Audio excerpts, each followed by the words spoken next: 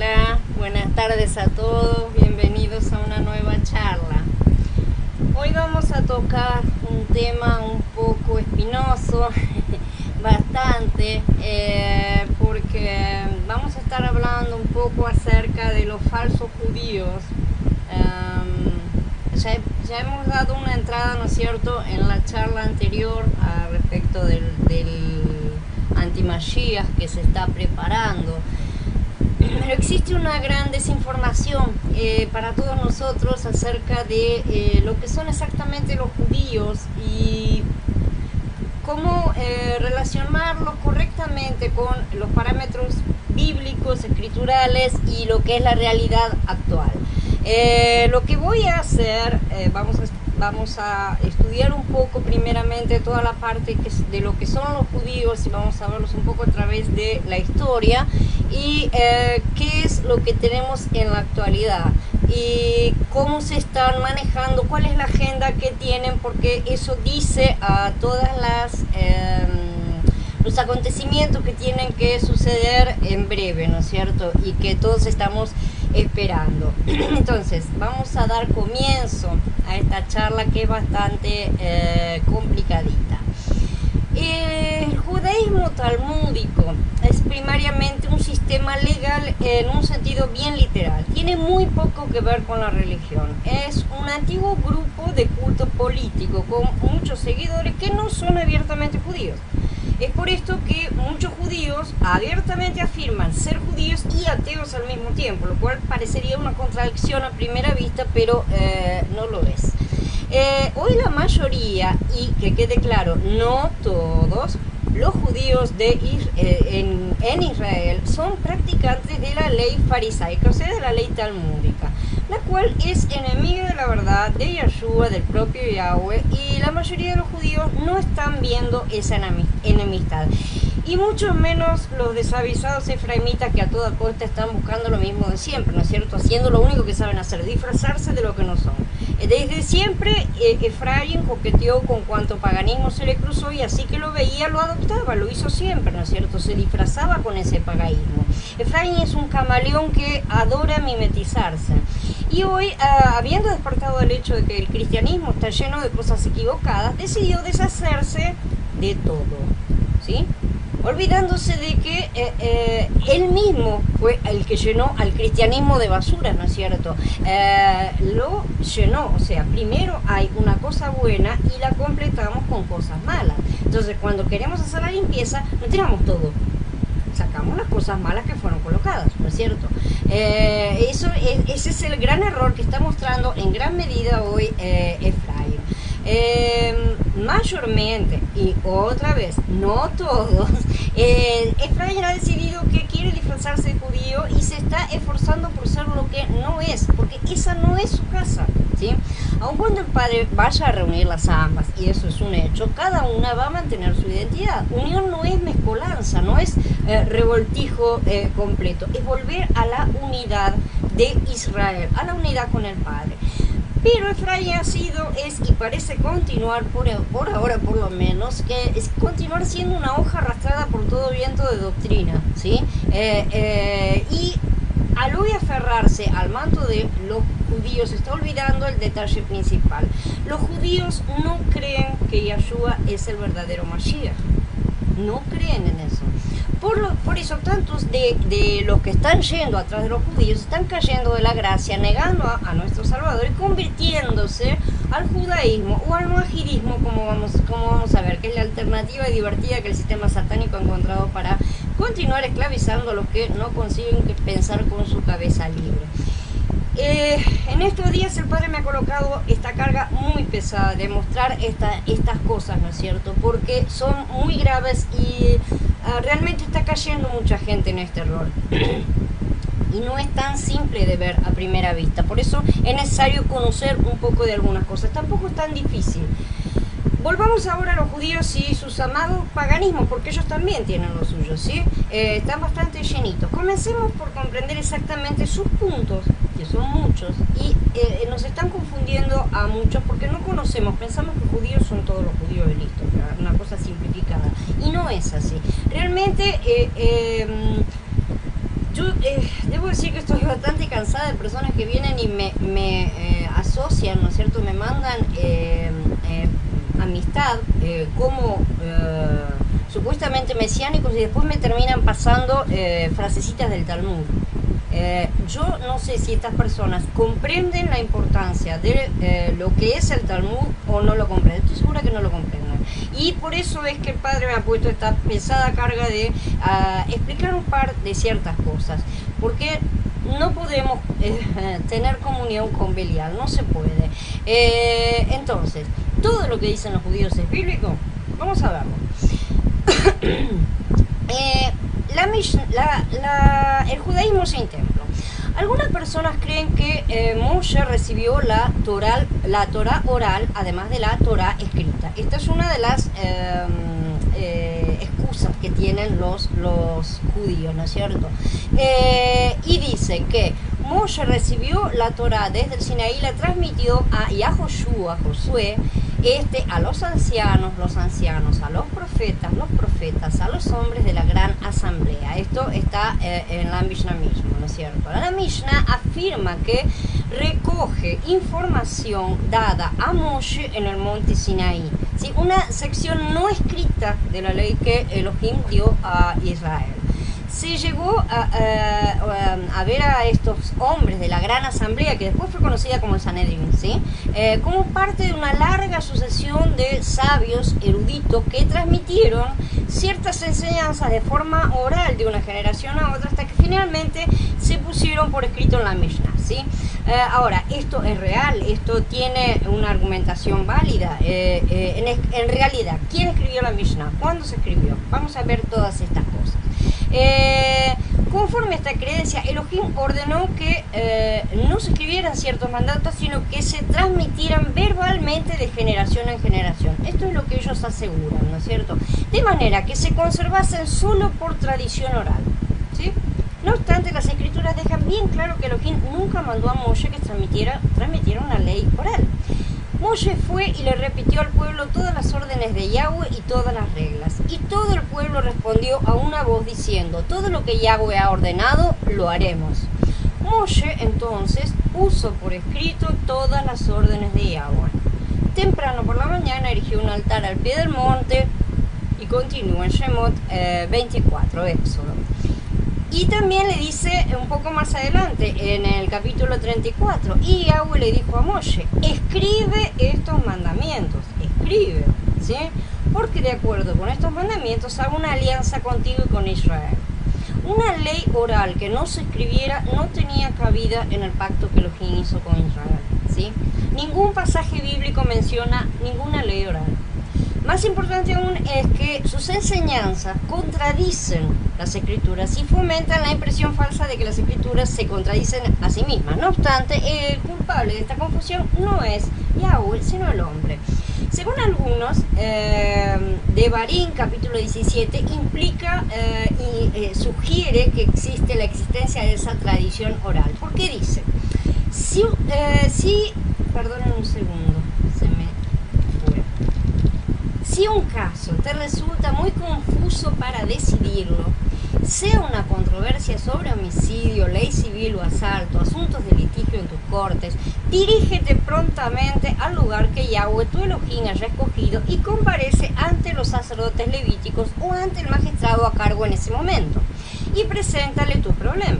Cuando ellos te anuncien el veredicto en el caso, tú llevarás el veredicto que se te anuncie en ese lugar que escoja Yahweh, observando escrupulosamente todas las instrucciones que se te den. Debes actuar en armonía con las instrucciones que se te den y las reglas que se te entreguen. No debes desviarte del veredicto que te anuncien ni a la derecha ni a la izquierda. Sin embargo, este texto trata la manera de juzgar causas legales, nada más. Tengamos en cuenta que la cuestión no era si se transmitían diferentes costumbres o tradiciones durante muchos siglos o no. Tiene que haberse transmitido alguna sobre la aplicación o la forma de aplicar ciertas cosas. Eso es bastante normal y lógico. Con toda probabilidad sí se hizo. Sin embargo, la antigüedad de una tradición no prueba que haya sido inspirada. No quiere decir que Yahweh haya ordenado la existencia de esa ley oral, ¿sí? Observemos como ejemplo, por ejemplo, la tradición que surgió sobre la serpiente de bronce. La serpiente de bronce fue levantada en un momento específico para una finalidad específica y cuando terminó los yahuditas, los israelitas la terminaron convirtiendo en un ídolo. Eso no provino evidentemente de Yahweh, ¿no es cierto? Hola Martín, hola Daniel, Belkis, hola Elía, Iti, Maidali, buenas tardes a todos, hola Gaby y Micaela, bienvenidos a todos, Aarón también, bienvenidos. Entonces, ¿se han preguntado por qué hay tantas interpretaciones contrarias de las escrituras? Unas personas sinceras se confunden y se desaniman después de escuchar a las autoridades religiosas contradecirse unas a otras. Realmente a veces da dolor de cabeza. Esto se ha incrementado y ha empeorado en estos últimos tiempos. Mucha gente concluye que las escrituras son oscuras y contradictorias. Como resultado, un gran número las rechazan de plano, dicen que no sirven, que son confusas, que se contradicen, que no tienen... O sea, ya desagradan de movida, ¿no es cierto? Porque opinan que es muy difícil de leer y entenderlas. Otras personas, cuando se encuentran delante de una terrible gama de interpretaciones religiosas, miran así y dicen, nunca voy a conseguir discernir cuál es la correcta, ¿no es cierto? Y pierden las ganas de investigar a fondo las escrituras. Realmente le sacan las ganas a todo el mundo. Terminan mareados, frustrados, cansados, ¿no es cierto? Y encierran el asunto. Algunos dicen, los eruditos han estudiado por años en los seminarios, ¿con qué base yo debería cuestionar su enseñanza, ¿no es cierto? Pero es así como Yahweh ve las cosas. Cuando él dio la ley a la nación de Israel, no indicó que fuera un sistema de adoración incomprensible, que debieran dejarse en manos de teólogos o eruditos, ¿sí? Dice, seguramente esta teorá que te ordeno hoy no es demasiado confusa para ti, ni está fuera de tu alcance. No está en el cielo para que digas quién entre nosotros puede subir al cielo y conseguirnosla, impartírnosla, para que la observemos. Ni está más allá del mar, para que digas quién entre nosotros puede cruzar al otro lado del mar y conseguirnosla e impartírnosla, para que la observemos. No, el asunto está muy cerca de ti, en tu boca y en tu corazón, para que la observes. Esto está en Devarim capítulo 30. Los mandatos de Elohim que él mismo mandó escribir en su totalidad eran lo bastante claro como para que lo siguiera toda la nación, padres e hijos. Para resolver las preguntas difíciles sobre causas procesales había sí un procedimiento judicial bien delineado, el ya citado pasaje de Barín. Cuando la nación procuraba la respuesta de Elohim sobre otros asuntos importantes que parecían oscuros, vamos a ver qué dicen las escrituras, no se dirigían a la ley oral, sino al Urim y al Tumim de los sacerdotes. Eso es lo que está registrado en las escrituras. En ningún momento se nos dice que fueran a consultar a los Jajamín para pedirles alguna respuesta acerca de referente a su ley oral, ¿no es cierto? Ya en tiempos de Yeshaya, Isaías, los guías religiosos incurrieron en la condenación divina porque se arrogaron el derecho de hacer añadiduras a las leyes de Elohim e interpretarlas. La cosa no comenzó ayer tampoco. La cosa viene de arrastre, ¿no es cierto? El profeta escribió, dice Adonai, porque este pueblo se me acerca con su boca y me honra solo con sus labios, pero su corazón está lejos de mí y su adoración a mí está basada en mandamientos de hombres aprendidos de costumbres. Yeshaya capítulo 29, 13. Su adoración se había convertido en un mandamiento de hombres, no de Elohim. Estos mandamientos de hombres, sus interpretaciones y explicaciones personales se contradecían, ¿sí? No ocurría así con las palabras divinas, y lo mismo sucede hoy. Entonces, durante el tiempo de la redacción de las escrituras inspiradas, no existía la creencia de una ley oral divina dada a Moshe, además de la ley escrita. Si así fuera, constaría, sería por lo menos mencionada su existencia en las escrituras, cosa que no sucede. Entonces, muchos siglos más tarde, fueron los fariseos quienes, como colectividad judía, y vamos a ver las diferencias ahora, elaboraron y fomentaron este concepto. En el siglo I de la era común, los saduceos y otros judíos se opusieron a esta enseñanza no bíblica. Sin embargo, mientras el templo de Jerusalén fue el centro de la adoración judía, la cuestión de una ley oral era de interés secundario. ¿Sí? No era necesaria, porque estaba la ley en marcha, o sea, estaba el templo, estaba todo funcionando. La adoración en el templo daba forma y un cierto grado de estabilidad a la existencia del pueblo judío. No se necesitaba ninguna ley oral. Y vamos a ver cómo y por qué fue necesaria después. Los judíos de la diáspora empezaron a hablar griego en vez de hebreo. Hubo muchos factores, ¿no es cierto? No uno solo. Por eso, a principios del siglo III antes de la era común, se empezó la primera traducción al griego de las escrituras hebreas, la que conocemos como la Septuaginta, ¿verdad? Y esta llevó a muchos gentiles a respetar la religión de los judíos, a familiarizarse, ¿no es cierto?, con esta religión, y muchos de ellos terminaron convirtiéndose, ¿sí? Por otra parte, los judíos también se fueron familiarizando con el pensamiento griego y algunos hasta se hicieron filósofos, ¿sí? Algo enteramente nuevo para los judíos. Pero vamos a ver cómo esto se metió dentro del judaísmo. Un ejemplo conocido fue Filón de Alejandría, del cual ya hablamos en la serie Caminar las Escrituras, ¿no es cierto? Que fue uno de los que más colaboró para meter varias herejías. Él procuró explicar el judaísmo en términos de filosofía griega y terminó generando una comprensión gnóstica, ¿no es cierto?, de las cosas. El judaísmo del primer siglo de la era común, estamos hablando del primer siglo, o sea, después ya de la primera venida de Yahshua, pasaba por una etapa bastante singular. Estaban divididos en partidos en contienda, se peleaban entre todos, ¿no? Esto ya venía desde antes también. Los fariseos recalcaban una ley oral antes que los sacrificios del templo. Esta era la discusión en la época anterior a la destrucción, a la segunda destrucción del templo. Entonces estoy pintando un panorama. Los saduceos hacían hincapié en la importancia del templo y del sacerdocio. También estaban los mal llamados esenios, ¿no?, que en realidad son los saduquitas expulsados, que eran los verdaderos sacerdotes del templo, cosa que estudiaremos en su momento. Los celotes, ¿no es cierto?, que eran los revolucionarios, por así decir, los herodianos, que eran los edomitas, partidarios de Herodes. Bueno, había varios grupos. Todos estaban en oposición unos a otros en sentidos religiosos y filosóficos.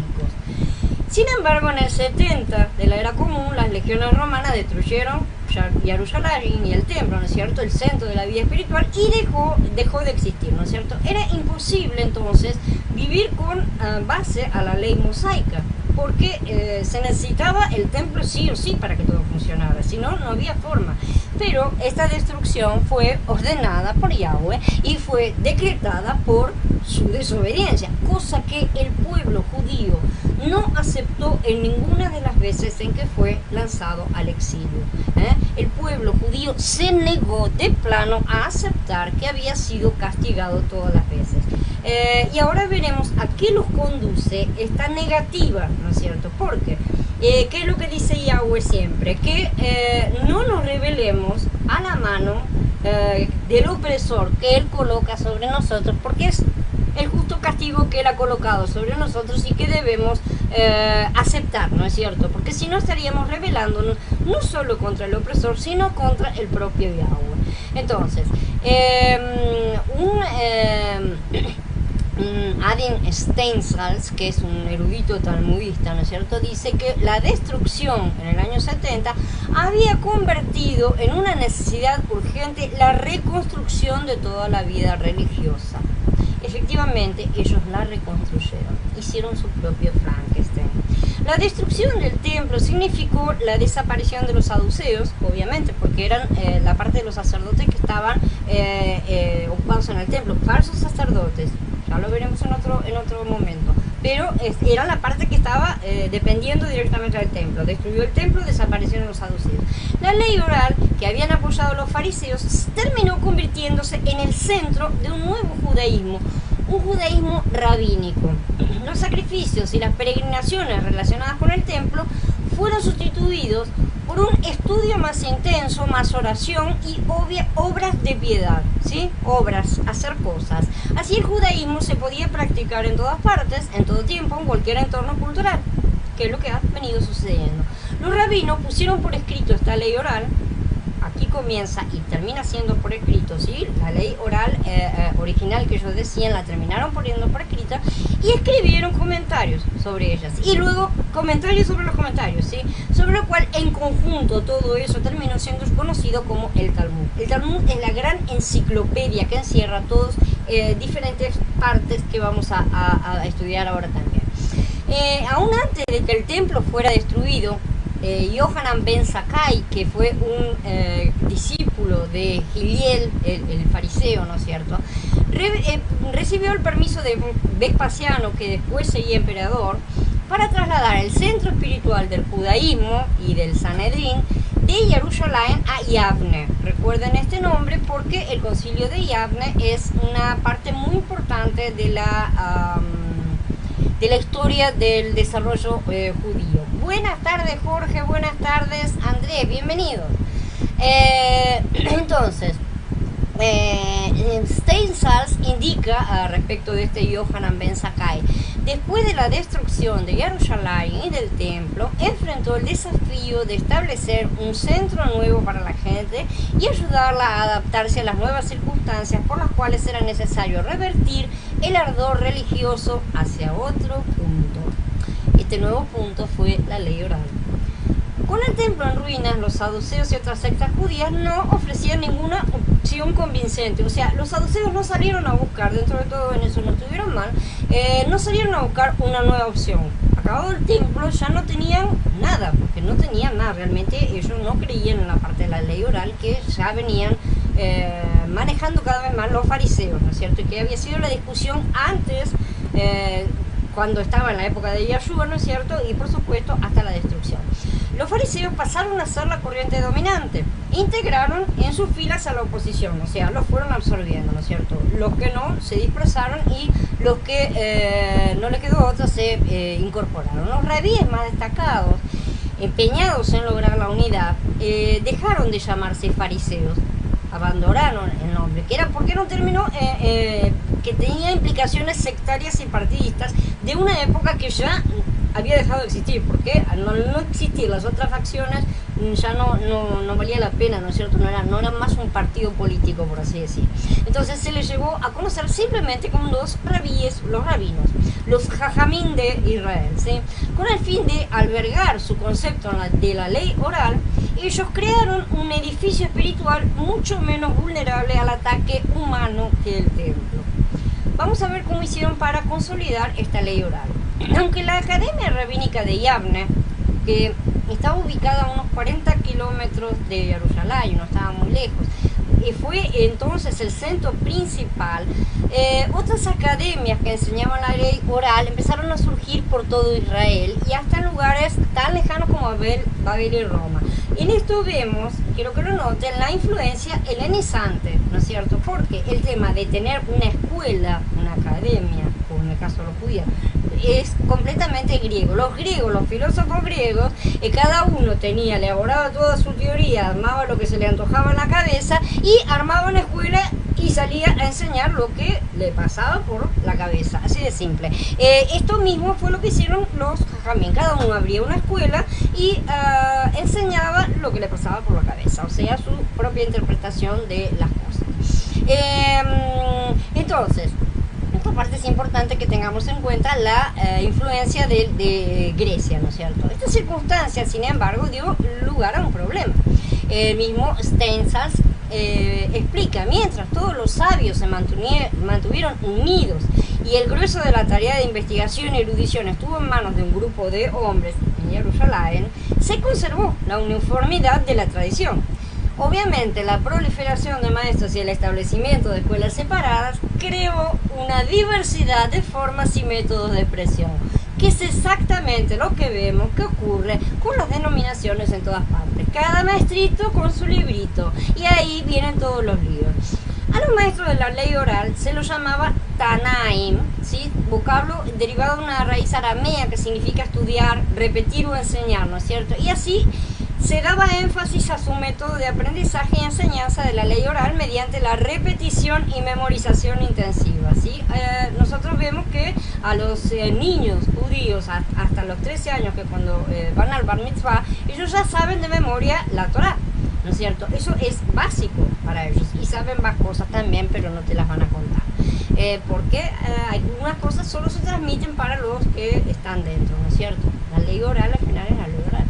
Con el fin de facilitar dicha memorización de las tradiciones orales, se redujo cada ordenanza a una frase, ¿no es cierto?, cortita, inclusive se hizo un poco rimado para que fuera musicalmente memorizable, ¿no es cierto? Y entonces las frases se salmodiaban o se cantaban, ¿no es cierto? Aún así las ordenanzas estaban desorganizadas y diferían mucho de un maestro a otro. El primer rabino que dio forma y estructura a todo esto fue Rabí Akiva, ¿no es cierto?, en el año entre el 50 y el 135 de la era común. En el siglo II, más de 60 años después de la destrucción de Jerusalén, Bar Kokhba encabezó la segunda gran sublevación judía contra Roma y una vez más la rebelión fue un fracaso total, absoluto, y fue una masacre, ¿no es cierto?, de judíos. Akiva, que había apoyado esa rebelión, había dicho que el Bar Kokhba era el Mesías que estaban esperando, y muchos de sus discípulos fueron parte de las víctimas judías, ¿no?, que fueron más de 1 millón las víctimas en ese momento. Cualquier esperanza de reconstruir el templo quedó absolutamente aniquilada y el emperador Adriano prohibió la entrada de los judíos a Jerusalén hasta únicamente podían entrar en el aniversario de la destrucción del templo. Entonces los Tanaim que vivieron después de Akiva nunca habían visto el templo de Jerusalén, era imposible, estaba prohibido. Pero el modelo estructurado del estudio de las tradiciones de la ley oral se convirtió en su templo. Ellos lo hicieron su templo mental, ¿sí?, su centro de adoración. La labor de consolidar esta estructura, que fue iniciada por Akiva y sus discípulos, fue continuada por el último de los Tanaim, que fue Yahudá ha-Nasi, el príncipe. Un Nasi es un príncipe, ¿sí? Él era descendiente de Hillel y Gamaliel y llegó a ser cabeza de la comunidad judía de Israel entre los últimos años del siglo II y los primeros del siglo III de la era común. El título Hanasí, como le digo, significa príncipe, lo que muestra la posición, ¿no es cierto?, que ocupaba a los ojos de sus compañeros, ¿no es cierto? A menudo se lo llamaba rabí simplemente. Y él encabezó su propia academia como el Sanedrín, ¿no es cierto?, primero en Bet Shearim y luego en el pueblo galileo de Séforis. Consciente del peligro que los futuros conflictos con Roma representarían para la transmisión de la ley oral, ¿no es cierto?, porque ya estaban con todo, ¿no es cierto?, en arenas movedizas, y a Judá Hanasí se propuso estructurarla de forma tal que se garantizara su conservación, ¿no es cierto? Reunió en su academia a los eruditos más destacados de aquel momento para debatir cada punto y tradición de esta ley, ¿sí? Entonces, las recapitulaciones de estos análisis se sintetizaron en frases muy concisas, conforme al modelo de la prosa hebrea poética, ¿no es cierto? Entonces todo esto se organizó bajo temas generales y realmente esta parte de la Mishnah está organizada en temáticas, ¿no es cierto? Formaron 6 secciones principales llamadas órdenes, ¿no es cierto?, que después se fraccionaron por su vez en 63 secciones menores conocidas como tratados, y son todas temáticas, todo organizado.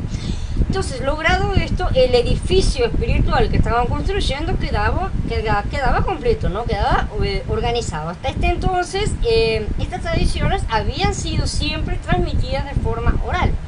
Pero a partir de ahora, y para protegerlas de cualquier pérdida, ¿no es cierto?, se dio el paso final que fue ponerlas por escrito. Esta nueva impresionante estructura, ¿no es cierto?, es la que conocemos como la Mishnah. El nombre Mishnah deriva de la raíz hebrea Shanah, que significa repetir, estudiar o enseñar, ¿no es cierto?, y equivale al vocablo arameo Tenah de Tanaim, ¿no es cierto?, que eran los maestros de la Mishnah. La Mishnah no revela ninguna información dada a Moshe en el monte Sinaí, ¿sí?, sino que refleja el desarrollo de la ley oral, un concepto que provino de los fariseos. Los datos recogidos en la Mishnah arrojan cierta luz sobre algunas expresiones que encontramos en el Berit Hadashah y algunas de las conversaciones entre Yahshua y los fariseos. Resulta útil en ese sentido, ¿Por qué discutía acerca de ciertas cosas con los fariseos? Porque estaban discutiendo acerca de la Mishnah, que en ese momento, en la época de Yeshua, aún no había sido escrita, lo sería más adelante, pero ya existía, ¿sí? Ya existía esta tradición como ley oral, ¿no es cierto? Y se la pasaban y cada vez iba creciendo más y más, se iban agregando cosas. Hola Eric, Blanca, Flor, bienvenidos. Entonces, a pesar de esto es necesario tener cuidado también, ¿no es cierto?, cuando nos acercamos a estas cosas, porque las ideas que se encuentran en ellas reflejan el parecer de los judíos de estos siglos, ¿no es cierto? La Mishnah constituye el puente entre la época del segundo templo y el Talmud. En una ocasión, Yeshua pasaba por los sembrados en Shabbat. Sus discípulos tuvieron hambre y comenzaron a arrancar espigas y a comer. Al verlo, los fariseos le dijeron: mira, tus discípulos hacen lo que no es lícito hacer en el Shabbat. Esto está en Matthew capítulo 12. Entonces nosotros que no sabemos exactamente decimos: mira vos lo que hacía, ¿es cierto? Pero las escrituras hebreas no prohíben hacer lo que hicieron los discípulos de Yeshua. Pero en la Mishnah sí encontramos una lista de 39 actividades que los rabinos prohibieron hacer en sábado y que no aparecen mencionadas en ningún lado en las escrituras. Y la que sí aparece, que dice no encenderá fuego, es la primera que ellos quebrantan prendiendo sus velitas. Pero bueno, así hacen las cosas al revés y el mundo aplaude y dice qué buenos los judíos. Él les respondió diciendo: ¿por qué también ustedes quebrantan el mandamiento de Elohim por causa de la tradición? Esto está en Matthew 15. La Mishnah confirma la existencia de esta actitud. En Sanedrín capítulo 11 leemos: se aplica más rigor a la observancia de las palabras de los sabios que a la observancia de las palabras de la propia escritura. Espero que se entienda lo que estoy diciendo. Si uno dice no hay precepto de filacterias para transgredir las palabras de la escritura, queda absuelto. Pero si dice hay 5 cápsulas para hacer una adición a las palabras de los sabios, es culpable. O sea que para ellos en la Mishnah dice que es más importante respetar a los sabios, a la Mishnah, que a las escrituras inspiradas por Yahweh. Otro ejemplo: porque Él es nuestra paz, que de ambos nos hizo uno. Él derribó en su carne la barrera de división, es decir, la hostilidad, dice Efesios en el capítulo 2. La Mishnah dice: dentro del monte del templo había un enrejado, el soreg, de una altura de 10 anchos de mano. Esto está en el Midot 2. A los gentiles se les prohibía pasar más allá de este punto y entrar en los patios interiores. Cuando Shaul escribió a los Efesiín, ¿no es cierto?, es probable que estuviera aludiendo de manera figurativa a este muro que todavía estaba en pie. Muro simbólico era el pacto, ¿no es cierto?, de la ley que había separado por tanto tiempo a los judíos de los gentiles, de Efraín, ¿no es cierto? No obstante, sobre la base de la muerte de Mashiach, este muro había sido abolido. Ahora, vemos cómo puede resultar útil para nosotros realmente encontrar una cosa así. Nos resulta útil porque nos aclara el sentido de una expresión que era utilizada en ese momento y que todo el mundo entendía, pero nosotros ahora a la distancia no entendemos, no comprendemos, ¿no es cierto? En ese sentido puede resultar útil, pero cuidado con caer en su filosofía. Vamos a hablar un poquito ahora del Talmud. Después de la destrucción del templo de Jerusalén en el 70, ¿no es cierto?, los sabios de las academias rabínicas de todo Israel se consagraron durante unos 150 años a la búsqueda de un nuevo fundamento que permitiera conservar esta práctica, ¿no es cierto? Entonces hicieron todos estos debates, consolidaron todas estas cosas, ¿no es cierto?, montaron toda la Mishnah, ¿no es cierto?, terminaron de montarla bien toda, compilaron todo y estaban listos más o menos a principios del siglo III de la era común, ¿sí? La Mishnah era una obra autónoma que ya vimos no trataba de justificarse por citas bíblicas, para nada, no, o sea, ella decía y deshacía, era superior, según ellos, a las escrituras, ¿sí? Entonces difería del texto bíblico en su método de análisis, inclusive en su estilo de hebreo también. Citaba decisiones rabínicas que iban a influir en el diario vivir de los judíos del mundo entero. Jacob Neuser, que es un escritor talmúdico también, comenta al respecto. La Mishnah pasó a ser la constitución de Israel. Exigía la aceptación y el cumplimiento de sus preceptos.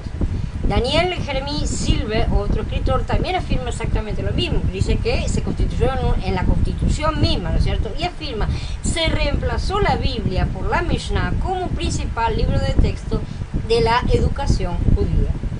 De manera que lo que tenemos acá es el cambio de una religión, ¿no es cierto?, donde existe una relación como la que tenían antiguamente los yahuditas, los israelitas, todos, con la deidad, con el Padre Yahweh, se pasó a una filosofía.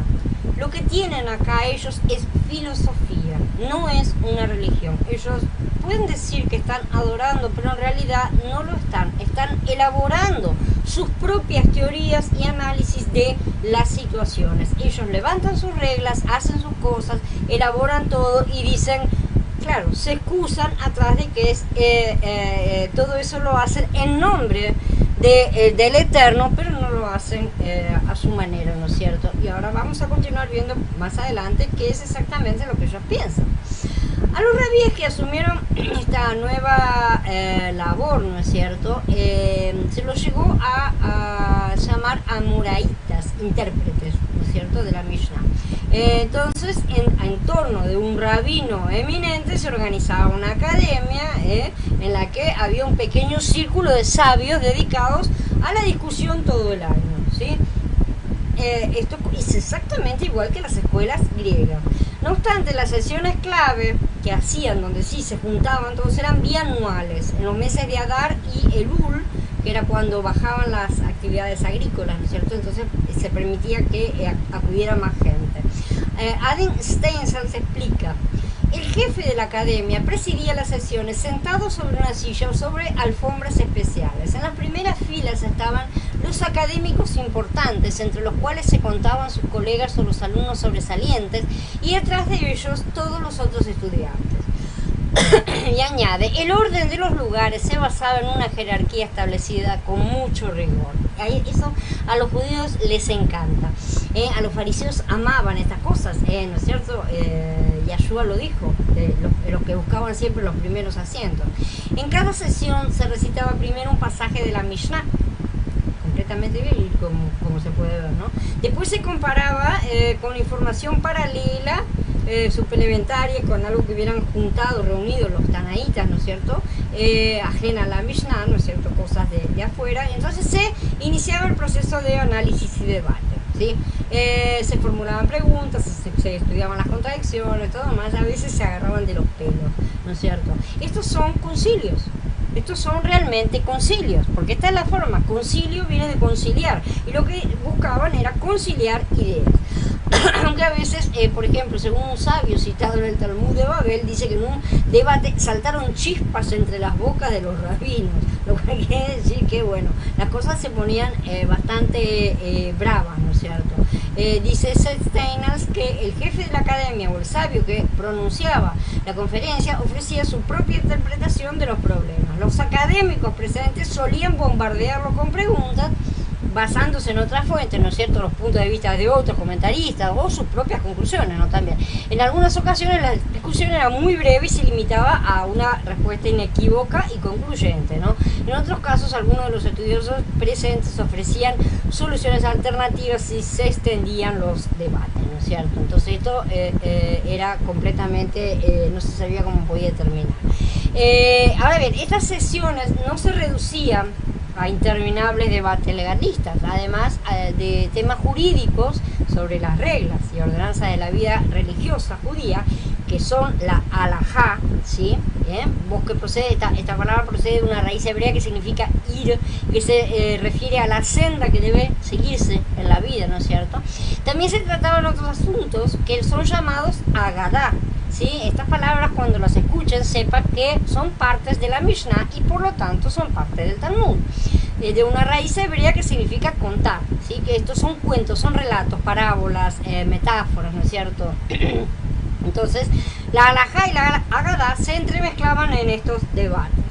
Un estudioso también comenta: un maestro sabio interrumpiría un largo y dificultoso argumento legal con una digresión de naturaleza más liviana, ¿no es cierto?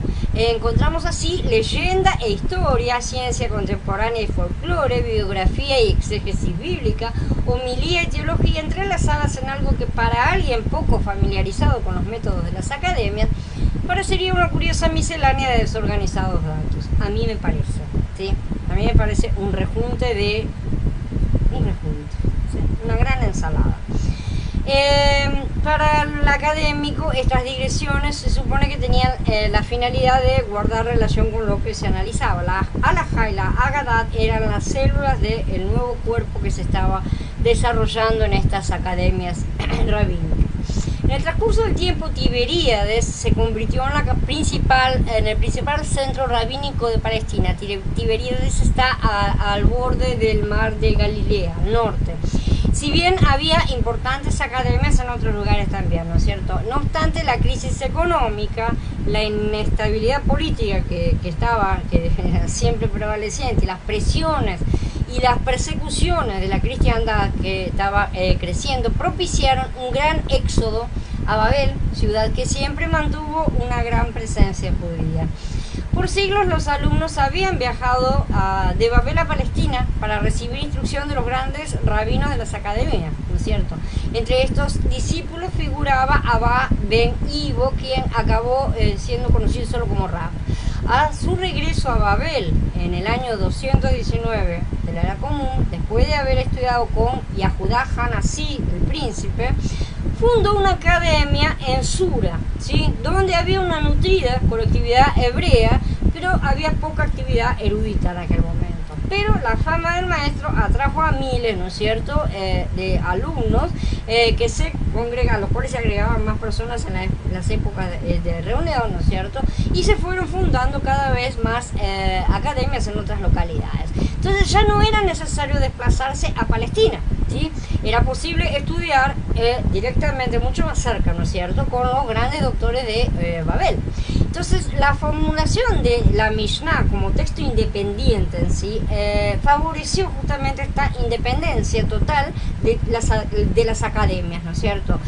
Aunque los estilos y métodos de estudio de Palestina y Babel fueron diferenciándose entre unos y otros, la comunicación frecuente más o menos mantuvo una cierta coherencia de unidad. A fines del siglo IV y principios del V, la situación se volvió muy difícil para los judíos en Palestina. Había muchas persecuciones, ¿no es cierto?, persecuciones por el cristianismo, y culminaron con la abolición del Sanedrín y del cargo de Nasí, ¿no?, el príncipe, el patriarca. Esto fue en el 425 de la Era Común. A fin de conservar estos resúmenes, estos escritos que ellos amaban tanto, los amoraitas de Palestina compilaron rápidamente en la segunda mitad del siglo IV lo que llegó a conocerse como el Talmud palestinense, ¿sí? Aunque la era amoraíta terminó en Babel en el siglo V de la Era Común, la redacción definitiva del Talmud babilónico, el otro, se extendió hasta el siglo VI, ¿sí?, mediante los saboraitas, que son expositores en arameo. Fue una colectividad que se encargó de realizar esta composición, ¿no es cierto? ¿Qué logró el Talmud exactamente? ¿Por qué pretendían los rabinos talmúdicos probar que la Mishnah tenía el mismo origen que las escrituras hebreas? Porque esto era una constante que ellos buscaban. Disculpen.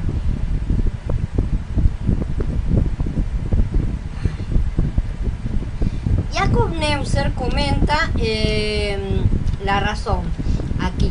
Dice: aunque el propósito expreso era defender la posición de la Mishnah, resulta que el punto clave era la autoridad de los propios sabios. Para fortalecer su poder, se examinaron, discutieron, explicaron, se armonizaron de la misma manera todas las líneas de la Mishnah, ¿sí?, y a veces incluso hasta las palabras trataron de ser puestas en línea. La nueva obra, o sea, el Talmud, cumplía los fines de los rabíes. Ahora sí, dado que ellos habían formulado las reglas del análisis del Talmud, enseñaba a la gente a pensar como ellos, ¿sí? Los rabinos se aseguraban de que su método de estudio y análisis reflejaba la mente de Elohim. Ellos aseguraban esto. De ahí que el estudio talmúdico se convirtiera en un objetivo en sí mismo, una modalidad de culto. El empleo del intelecto como presunta imitación de Elohim. Esto no es una religión, esto es una filosofía. O sea, se entiende bien claro lo que estaban haciendo. Es el uso de la mente para descubrir a la deidad. En las generaciones posteriores se analizó al Talmud siguiendo exactamente el mismo sistema. ¿Con qué consecuencias? Al haber enseñado a la gente el pensamiento de los rabinos, el Talmud ha ejercido un poder innegable. Pero la cuestión que debemos encarar todos, judíos o no, es: ¿da el Talmud un fiel reflejo de la mente de Elohim?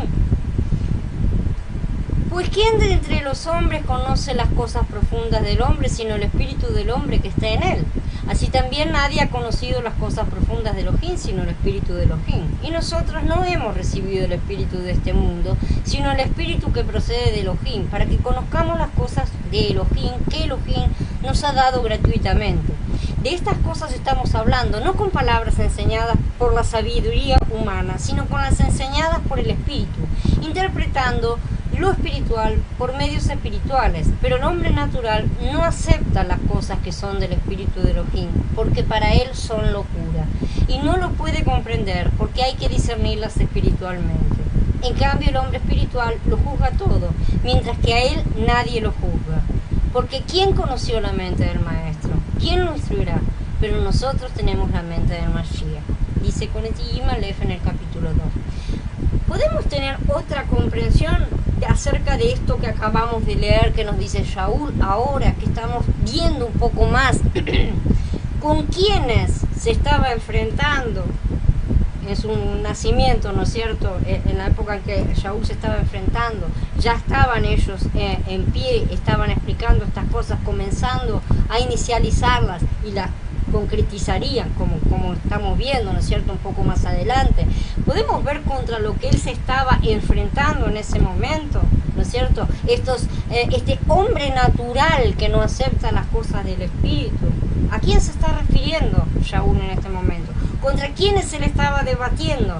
¿Sí? No está hablando de un hombre natural en cuanto solamente una persona incrédula, ¿sí? Está hablando de la incredulidad de los fariseos, que pretendían tener un conocimiento superior y que decía que el hombre espiritual lo juzga todo, mientras que a él nadie lo juzga, ¿no es cierto? Entonces, ¿con quién se estaba enfrentando? Estos hombres naturales eran este fariseísmo que cada vez fue creciendo más, al contrario de desaparecer. Si bien el Talmud es el conjunto, ¿no es cierto?, de todas las cosas, consta de diferentes partes, con más o menos algo lo hemos estado viendo, ¿no es cierto? Por favor, aprendámoslas.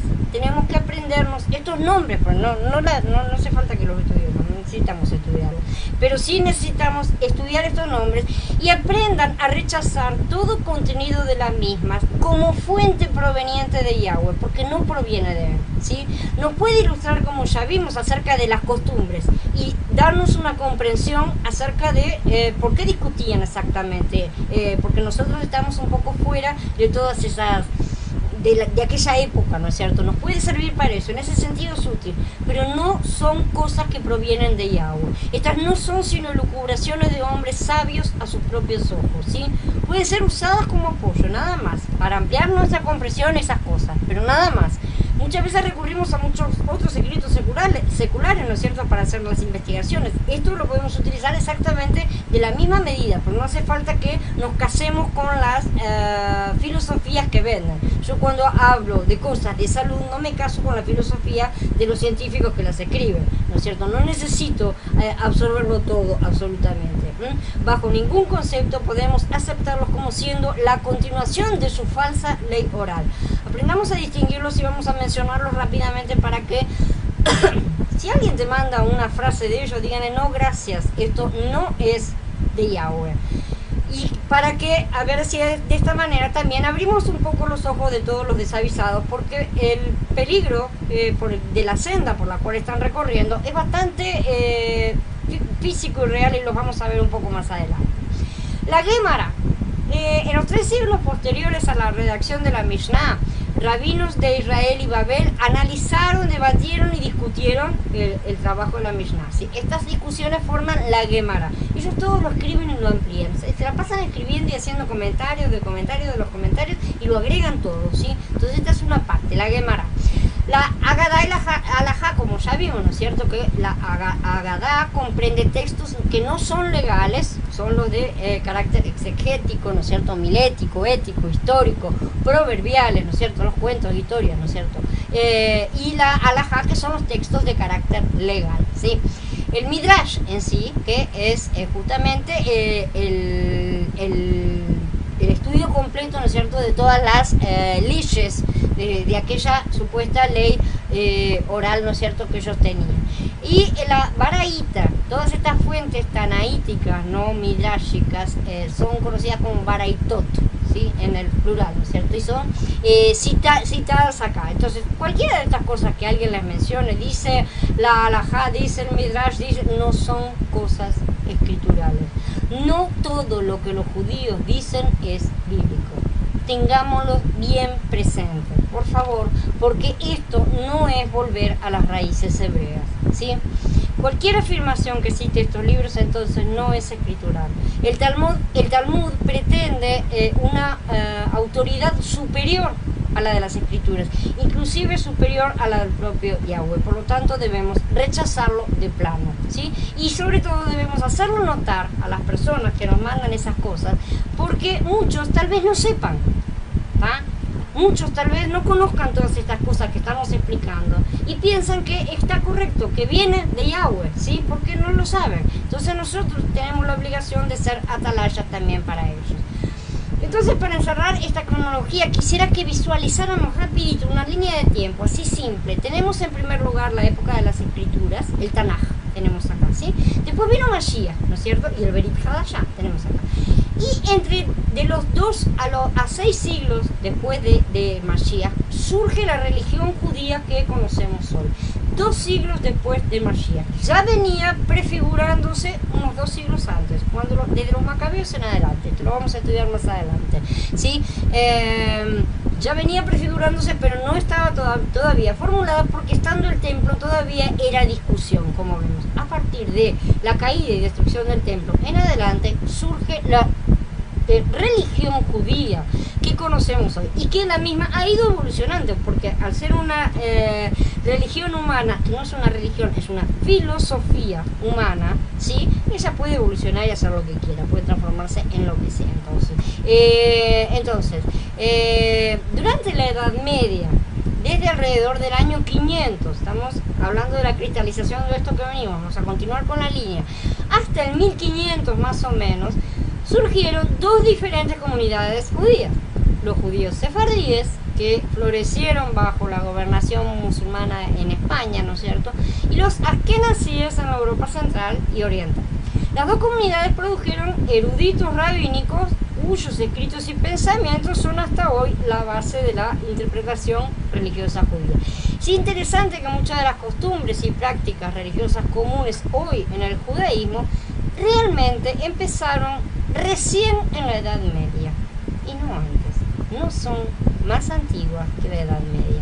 Y todo esto lo respaldan o intentan respaldar diciendo las escrituras, a las que no leen, no conocen, no usan, no hacen, las pisan, no las utilizan para nada, ¿sí? Pero las utilizan sí como excusa para decir que ellos vienen de hace mucho. Y sin embargo, su religión, la religión actual, del judaísmo actual, no es la religión de las escrituras. En el siglo XII empezó una ola de expulsiones de judíos y fueron echados de varios países. Finalmente, en el 1492, España, que de nuevo estaba bajo la dominación católica, sabemos porque es el año del descubrimiento de América, hizo lo mismo que otros países y los expulsó a todos, ¿no es cierto? Por esto, a fines del siglo XV, los judíos habían sido expulsados de casi toda Europa occidental y habían huido a la Europa oriental y países alrededor del Mediterráneo. A través de siglos de opresión y persecución que realmente sufrieron en diferentes partes del mundo, entre los judíos se levantaron muchos individuos con aspiraciones mesiánicas que fueron aceptados en diferentes grados, ¿no es cierto? Pero en definitiva todos causaron grandes desilusiones. Yo esto lo he tratado en otros posts que están los voy a ir subiendo para que los vayan leyendo, porque eso es demasiado, ¿sí? Para el siglo XVII se necesitaban nuevas iniciativas para revigorizar un poco la cosa, porque ya estaban todos caídos, ¿no es cierto?, en un periodo sumamente oscuro. A mediados del siglo XVIII apareció una respuesta a esta desesperanza, ¿no es cierto?, en la que estaba sumido el judaísmo, y esta respuesta fue el hasidismo, ¿sí? Una mezcla de misticismo y éxtasis religioso que se expresaba en la devoción y la actividad diaria, ¿no es cierto? Ustedes los ven a los judíos cuando ellos oran, hacen tiqui, tiqui, tiqui, tiqui. ¿Dónde está escrito en las escrituras que tenemos que sacudirnos como gallinas delante de una pared? ¿Me pueden explicar? Bueno, pero eso es lo que supuestamente se necesita para generar el éxtasis místico al que ellos quieren alcanzar. Esto no es escritural y esto es misticismo judío, que es otra cosa separada, ¿tá? Entonces, en contraste, aproximadamente al mismo tiempo, el filósofo Moses Mendelssohn, un judío alemán, ofreció otra solución, el camino de la Hashkalah o la iluminación, que conduciría a lo que hoy se considera históricamente como el judaísmo moderno. Ahí ahora vamos a pasar de la iluminación al sionismo. Esto yo lo estoy simplificando mucho, ya les digo, este tema es demasiado amplio y yo les voy a ir pasando los otros posts para que los lean por separado, porque es demasiado, y en sí el tema este, como ya les digo, es una carga que el Padre me ha colocado para advertir acerca de las cosas que están sucediendo actualmente, ¿no es cierto? No para estar estudiándolo como un tema, ¿no es cierto? Según este Mendelssohn, los judíos serían aceptados si se apartaban de las restricciones del Talmud y se amoldaban a la cultura occidental. En su día él llegó a ser uno de los judíos más respetados en el mundo gentil, ¿no es cierto? Realmente Mendelssohn es uno de los filósofos judíos más conocidos, más famosos. Sin embargo, hubo nuevos estallidos de antisemitismo en el siglo XIX, especialmente en la Rusia cristiana, supuestamente, y desilusionaron nuevamente a los seguidores de este movimiento, y entonces muchos enfocaron su atención en encontrar un refugio político para los judíos. Rechazaron la idea de un Mesías personal que pudiera conducir a los judíos de regreso a Israel, que esa es la idea que está en las escrituras, y empezaron a esforzarse para establecer un estado judío por otros medios y traer a su Mesías, ¿tá? Entonces, ya que el Mesías no viene a llevarnos al Estado, traigamos al Estado para que venga el Mesías. Esa es más o menos la cosa de si Mahoma la montaña no viene a Mahoma, Mahoma va a la montaña, ¿no es cierto? Entonces, este llegó a ser el concepto del sionismo, la secularización del mesianismo judío, ¿sí? Como lo expresa una de las autoridades. El sueño sionista se realizó, sabemos, en 1948, cuando se estableció el Estado de Israel, ¿sí? Por la fuerza humana. Y con esto llegamos al judaísmo de nuestros días y a la pregunta, ¿qué creen los judíos modernos? Porque ya estamos bastante confundidos y cada vez más alejados de las escrituras. En sí es una religión monoteísta en el sentido más estricto. Esa parte jamás la dejaron de lado, ¿sí? Afirma que Dios interviene en la historia humana, especialmente centralizadamente a través de los judíos, ¿sí? La adoración y judíos, digo judíos, no digo israelitas, ellos no consideran a nadie más que los judíos son lo único, ¿tá? La adoración judía envuelve varias festividades anuales, diversas costumbres, ¿no es cierto? Aunque no hay credos o dogmas aceptados, la confesión de la unidad se expresa siempre en la Shema, ¿no es cierto? Que es parte de la adoración de las sinagogas. Una de las creencias fundamentales del judaísmo moderno, es que el hombre tiene un alma inmortal que sobrevive a la muerte del cuerpo. ¿Viene de la Biblia esa creencia?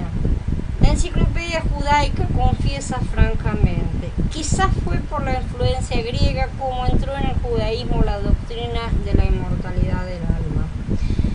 Pero esto creó un dilema doctrinal, como lo declara la misma fuente. Básicamente las dos creencias, la de la resurrección y la de la inmortalidad del alma, se contradicen una a la otra. La primera se refiere a una resurrección colectiva al fin de los días, es decir, que los muertos que están durmiendo en la tierra se levantarán del sepulcro, mientras que la otra se refiere a la condición del alma después de la muerte del cuerpo. ¿Cómo se resolvió este dilema teológico judío? Ellos resuelven todo, Se sostuvo que cuando el individuo moría, su alma seguía viviendo en otra región, ¿sí? Esto dio origen a todas las creencias acerca del cielo y del infierno, mientras que su cuerpo yacía en el sepulcro en espera de la resurrección física de todos los muertos aquí en la tierra.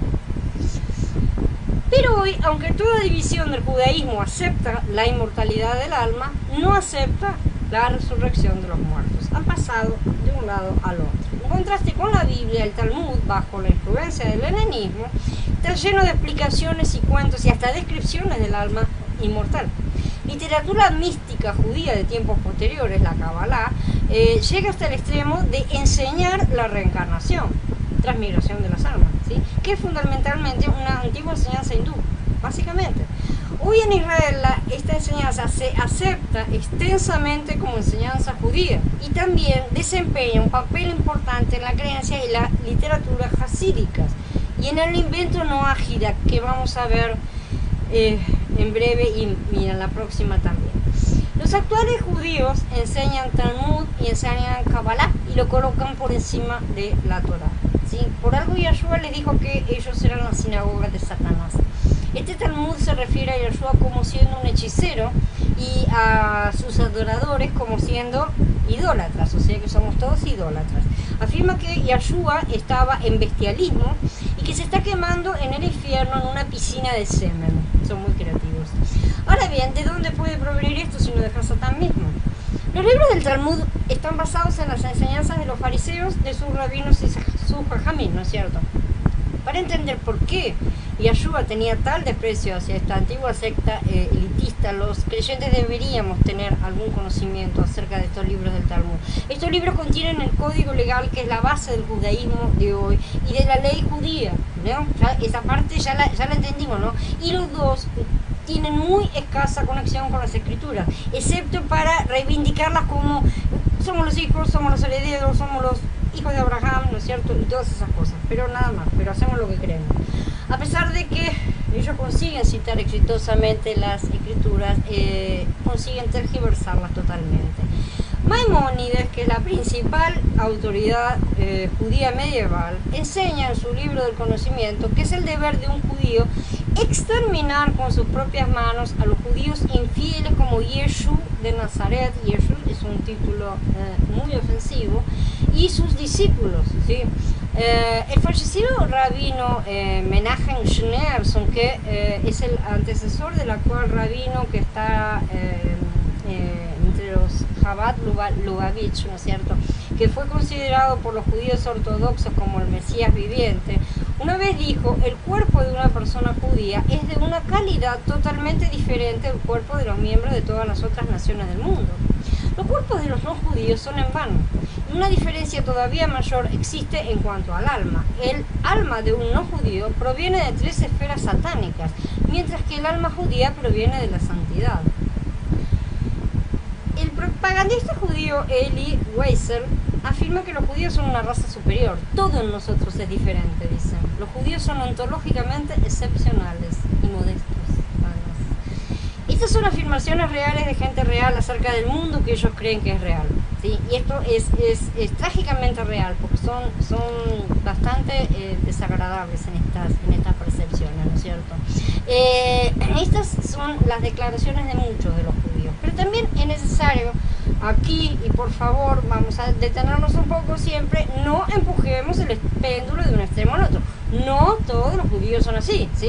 Esta es una verdad muy simple, solo esto se verifica en la vida práctica y real, ¿no es cierto? Entrando en contacto con judíos, muchos de ellos observan costumbres de la misma forma que muchos otros creyentes, ¿sí? Porque sus líderes espirituales les dicen que lo hagan. Y muchos, cuando se les explican ciertas cosas, dicen: mi rabino nunca me dijo eso, ¿no es cierto? En general y simplificando, estoy hablando de la masa, del pueblo común y no de sus líderes, ¿sí? Los cuales tienen una comprensión más amplia, más profunda, ¿no?, de ciertas cosas, o no podrían estar realmente ocupando esos cargos superiores. Que las comprendan cabalmente o no es un asunto personal, lamentablemente, y yo no puedo estar analizando los corazones de las personas, de manera que no podemos terminar de leer este artículo y condenar a todos los judíos como si todos practicaran estas cosas, ¿sí? Inclusive si las practican o no las practican, debemos entender que no todos lo hacen conscientemente, comprendiendo cabalmente, por así decir, y muchos puede que mañana despierten. Sin embargo, es indispensable estar alerta acerca de sus cúpulas. Eso sí, las cúpulas son peligrosas porque ellos son el verdadero nido de víboras y más que dispuestos a engañar para alcanzar sus objetivos, que son la dominación y el control. Vamos a ver algunas de las frases del Talmud, ¿no es cierto? Solo los judíos son humanos, los no judíos no son humanos, sino ganado, ¿sí? Y lo ponen como goyim. Los no judíos han sido creados para servir a los judíos como esclavos, ¿sí? Midrash Talpiot, dice acá. Los no judíos tienen que ser evitados, aún más que cerdos enfermos. Las relaciones sexuales con no judíos son como las relaciones sexuales con animales, bestialismo. El índice de natalidad de los no judíos tiene que ser suprimido masivamente. ¿Alguna relación con la piedra de Georgia? En todas partes donde ellos, o sea, los judíos, vayan, ellos serán los príncipes de los señores. Los judíos siempre tienen que tratar de engañar a los no judíos. Esto está en el Zohar. A cada judío se le permite hacer uso de mentiras y perjurio para llevar a un no judío a su ruina. Las posesiones de los goyim se parecen a un desierto sin dueño, y todo aquel, o sea, todo judío, que las tomen, las ha adquirido, y no es robo, por así decirlo. Cuando el Mesías venga, todos serán esclavos de los judíos. Y yo puedo mostrarles un video en el cual un judío le afirma a un palestino esto exactamente en la cara, y puedo decir, no digo nada. La Cábala. La Cábala es una disciplina y escuela de pensamiento esotérico, ¿sí? Está relacionada con el judaísmo hasídico, nuevamente. La definición de la Cábala varía de acuerdo a la tradición y los objetivos de los que la siguen. Hay diferentes escuelas acá también. Entonces su definición difiere, ¿sí? Desde sus orígenes religiosos como parte integral del judaísmo o versiones expuestas por las más recientes adaptaciones esotéricas que indican que forma parte del cristianismo o de la nueva era, ¿no es cierto? O del ocultismo o esoterismo occidental. Puede estar en diferentes ámbitos y por eso también nos resulta tan confuso. La Cábala se refiere a una serie de enseñanzas esotéricas que intentan explicar la relación entre un ser infinito, el Ein Sof, que es inmutable, eterno y misterioso, y el universo, que es perecedero y finito, o sea, una creación, ¿no es cierto?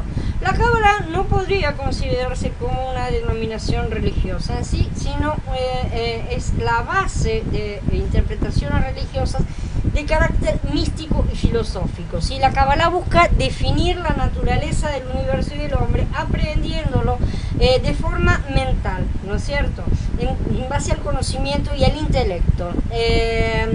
Y presenta métodos para ayudar a entender estos conceptos y lograr, según dicen, el crecimiento espiritual.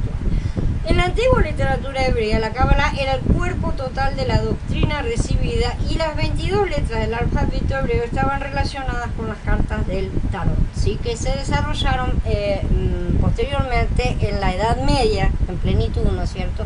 Y por eso vemos que todas estas cosas siempre contienen las letras hebreas, ¿sí? La literatura rabínica incluye a los profetas, los escritos históricos, la tradición oral del pueblo judío, ¿no es cierto? Está todo incorporado, de todo esto ellos lo fueron incorporando en la Mishnah, justamente. La Cábala originalmente se desarrolló dentro de la esfera de las tradiciones judías y los cabalistas frecuentemente utilizaban las fuentes clásicas del judaísmo para explicar y demostrar sus enseñanzas esotéricas. De esta manera empezaron a hacer interpretaciones místicas de las escrituras, ¿no es cierto? Porque de esta manera las reincorporaban, las dejaron de lado por completo, ¿no es cierto? Entonces, estas enseñanzas son utilizadas por los seguidores del judaísmo para definir el significado esencial, según ellos, de la Biblia hebrea y la literatura rabínica tradicional, ¿no es cierto? Los seguidores tradicionales de la Kabbalah afirman que esta surgió antes que cualquier otra religión en el mundo y que sirvió de base para elaborar la filosofía primordial de la creación, de las ciencias religiosas. Todos lo mandan siempre antes de todo, ¿no es cierto? La historia, sin embargo, indica que la Kabbalah apareció como una forma temprana del misticismo judío en los siglos XII y XIII, muy específicamente en el sur de Francia y España, ¿sí? O sea, es sefardita, siendo reinterpretada más adelante, en el siglo XVIII, en el renacimiento del judío místico en la Palestina otomana. El rabino Isaac Luria es considerado como el padre de la Kabbalah contemporánea y fue popularizada en la forma de judaísmo hasídico desde el siglo XVIII hasta hoy en día. Una de las fuentes más importantes de la Kabbalah es el Zohar, ¿sí? El libro del esplendor, que está escrito, puede tener dos autores y eso está en discusión. La idea básica que exponen es que el seno mismo de la divinidad oculta o el infinito, el Ein Sof, ¿no es cierto?, surgió un rayo de luz que dio origen a la nada, que está identificada con una sefirá o región que recibe el nombre de Keter, en la corona, ¿no es cierto? De esta corona emanan las 9 esferas y ahí tenemos el árbol de las 10 esferas, perdón, tenemos las sefirot de la Kabbalah, ¿no es cierto? Estos constituyen distintos aspectos de Dios mediante los cuales se manifiestan y como puede ver todo esto es muy bíblico, ¿no es cierto? Estamos completamente de acuerdo en que todo esto tiene mucho que ver con las escrituras y con Yahweh y todas las demás cosas. Entonces, ¿quiénes son los Illuminati? Porque cuando yo empecé a investigar con todas estas cosas, me topé con este asunto de los judíos, el sionismo, todo bla bla bla, todas estas cosas, era realmente muy confuso. Y a pesar de que la falta de raciocinio de los que insisten en meter todos los gatos en una misma bolsa siempre me sorprende, ¿no es cierto? De repente empezaron a aparecer otros iluminados en el medio, ¿no es cierto? Otros que reivindicaban ser Illuminati, pero Illuminati buenos y no Illuminati malos, tipo Hermandad Blanca, Hermandad Negra, ¿no es cierto? Eran cosas sumamente confusas. Entonces, pero parecía que todos practicaban las mismas cosas, porque vemos la Kabbalah de un lado y del otro, por ejemplo, ¿no es cierto? Y entonces, estas cosas me desconcertaron durante muchísimo tiempo, y todavía no las tengo del todo encerradas, ¿no es cierto? Porque realmente se mezclan y se desmezclan de una forma bastante confusa.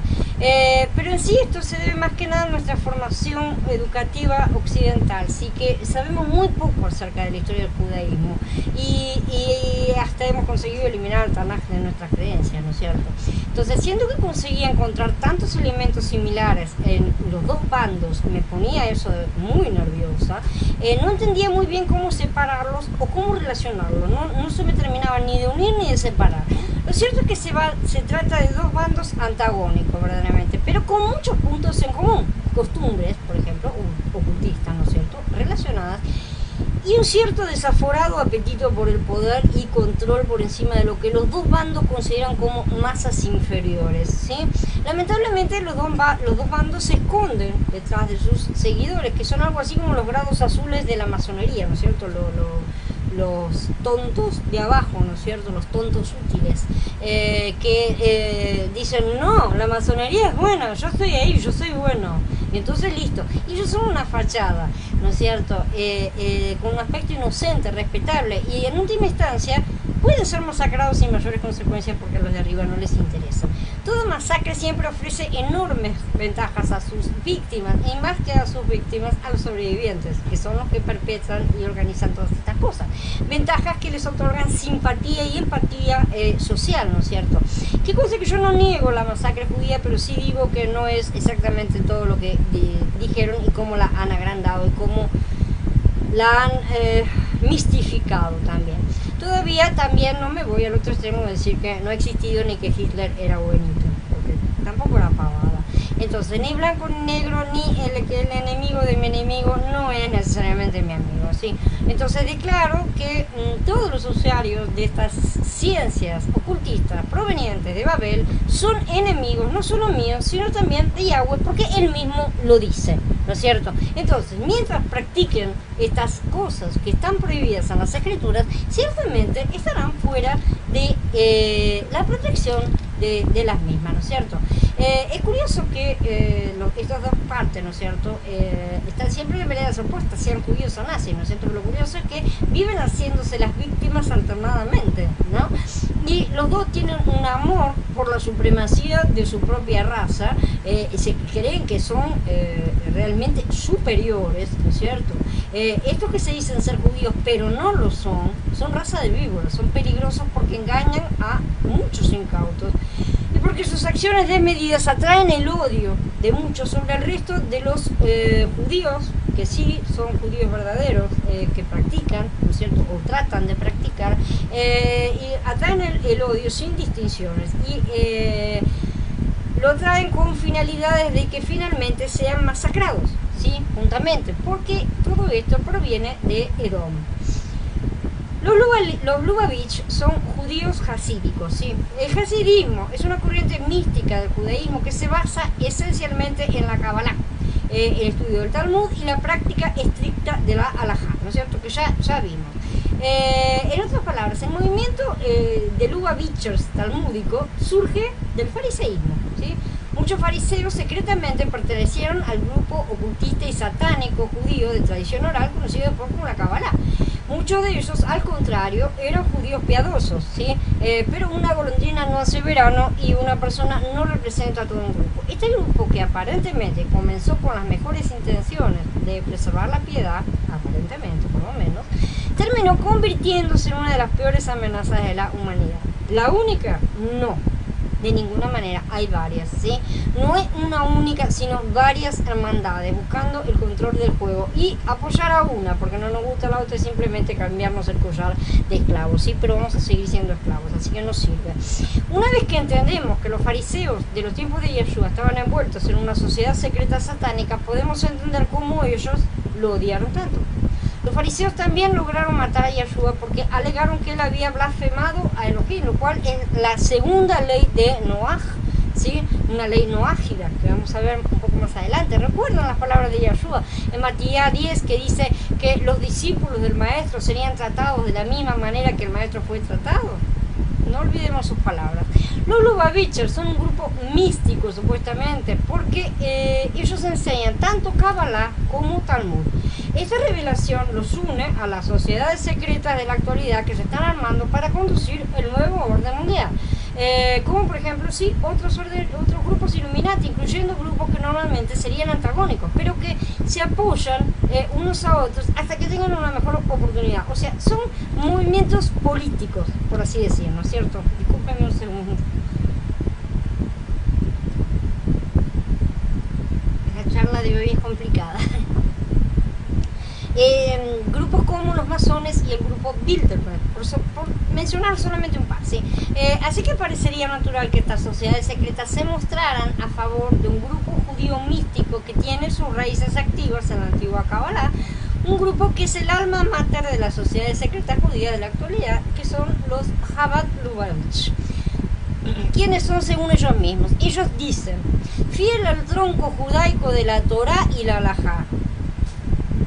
Chabad Lubavitch es parte del movimiento hasídico fundado por el Baal Shem Tov. Chabad fue fundado hace alrededor de 230 años por Rabbi Shneur Zalman de Eliadí. En la actualidad está inspirado y dirigido por el Rebbe Lubavitch, Rabbi Menachem Mendel Schneerson, ¿sí?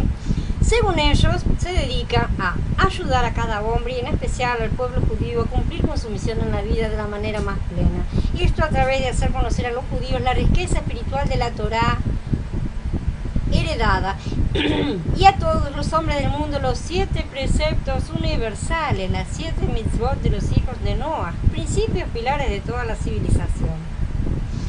Devolver la herencia judaica a cada judío, hombre, mujer, anciano o niño, sin precondiciones y diferencias, enseñar y motivar a todo judío con respeto, cariño y comprensión, es una cuestión de supervivencia que desplaza como máxima autoridad a todos los puntos de la agenda comunitaria judía actual. Mentira total y absoluta. cualquiera que sepa que es un efraimita actual, sabe bien cómo niegan y han negado la participación del reino del norte, justificadamente en su momento, desde que se llenaron de paganismo, es correcto, pero también es cierto que aprovecharon para quedarse dueños de toda la herencia, ¿sí? Y ni modo, no quieren saber nada. En el último jubileo declararon al mundo que Israel es ya Judá y acabó la historia, el resto no existe. En pocas palabras, estos señores están abocados a la tarea de enseñar sus leyes a los judíos y además sus leyes al resto del mundo, ¿sí? Y como esto no como aseguran con bondad ni precondicionamiento, sino una precondición básica es que ningún gentil jamás llegará a ser judío, no agida como mucho, y ya veremos exactamente lo que son estas cosas. O sea, que la misión de este grupo es hacer entender a la humanidad que ellos deben guardar las leyes no ágidas. ¿Cuáles son estas leyes? Esto lo vamos a estudiar más a fondo en el próximo post, porque muchísimo más. Pero vamos a dar una acá. De acuerdo con la tradición del judaísmo, los 7 preceptos de las naciones o 7 leyes de los hijos de Noah son el número de mandamientos básicos y de origen divino entregados al primer hombre, Adán, y ratificados a Noah y a Moshe en el monte Sinaí, los cuales deben obedecer los hijos de Noah, toda la humanidad. Son citados en el Talmud, pero no en las escrituras, como un mandamiento positivo con respecto a establecer cortes de justicia y 6 prohibiciones en contra de idolatría, blasfemia, asesinato, conducta sexual impropia, robo y comer carne de un animal vivo.